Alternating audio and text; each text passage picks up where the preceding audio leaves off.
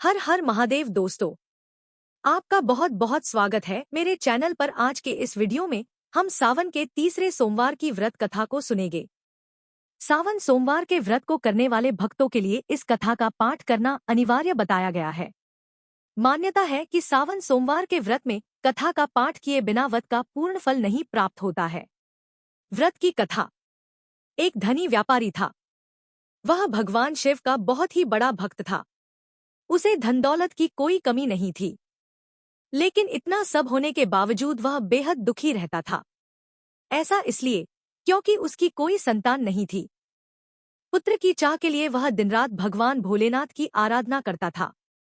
साथ ही हर सोमवार को व्रत के साथ साथ विधि विधान से भगवान शिव की पूजा करता था। व्यापारी की भक्ति देखकर एक दिन मां पार्वती ने भोलेनाथ ने कहा कि यह व्यापारी आपका सच्चा भक्त है, प्रभु आप उसकी मनोकामना पूरी कर दीजिए। तब शिवजी ने माता पार्वती से कहा कि इस साहूकार के साथ कोई पुत्र नहीं है, जिसके कारण यह हमेशा दुखी रहता है। तब मां पार्वती ने कहा कि प्रभु आप इसे वरदान दें।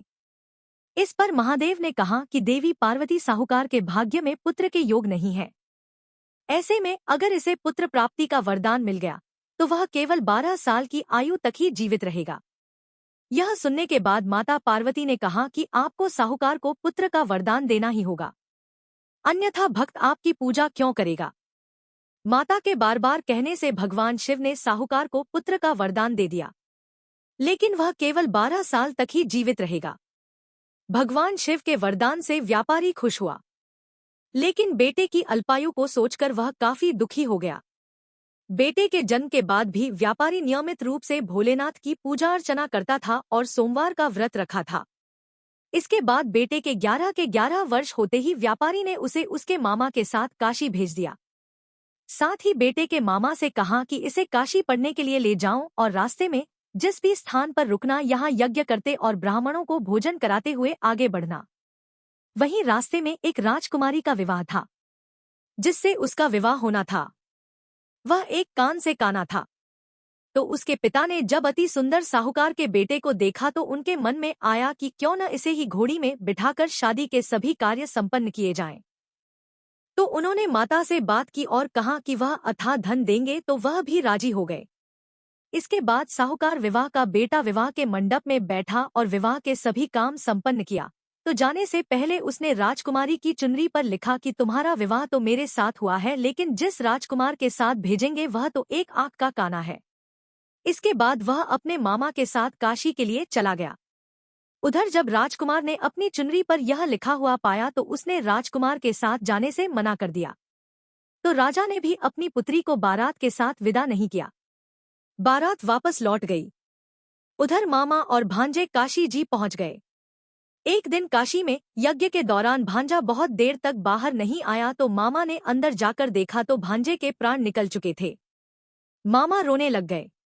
उसी समय वहां से भगवान शिव और माता पार्वती जा रहे थे। तो माता पार्वती ने शिव जी से पूछा कि प्रभु ये कौन रो रहा है। तभी उन्हें पता चला कि यह तो शिवजी के आशीर्वाद से जन्मा व्यापारी का पुत्र है।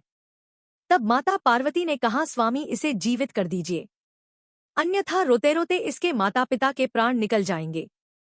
तब भगवान शिव ने कहा कि हे पार्वती इसकी आयु इतनी ही थी सो वह भोग चुका है। लेकिन माता पार्वती के बार बार कहने पर शिव जी ने उसे जीवित कर दिया। व्यापारी का पुत्र ओम नमः शिवाय करते हुए जी उठा और मामा भांजे दोनों ने भोलेनाथ और पार्वती माता को धन्यवाद किया और अपनी नगरी की ओर लौटे। तभी रास्ते में वही घर पड़ा और राजकुमारी ने उन्हें पहचान लिया। तब राजा ने राजकुमारी को साहूकार के बेटे के साथ बहुत सारे धनधान्य के साथ विदा किया। इसके बाद वो अपने गांव पहुंचे, जहां साहूकार अपने बेटे और बहू को देखकर बहुत प्रसन्न हुआ। उसी रात साहूकार को स्वप्न ने शिवजी ने दर्शन दिया और कहा कि तुम्हारे पूजन से मैं प्रसन्न हुआ। शास्त्रों में लिखा है कि जो भी व्यक्ति सोमवार का विधिवत व्रत करता है और व्रत कथा सुनता है उनकी सभी इच्छाएं पूरी हो जाती हैं। हर हर महादेव चैनल को लाइक शेयर और सब्सक्राइब करें।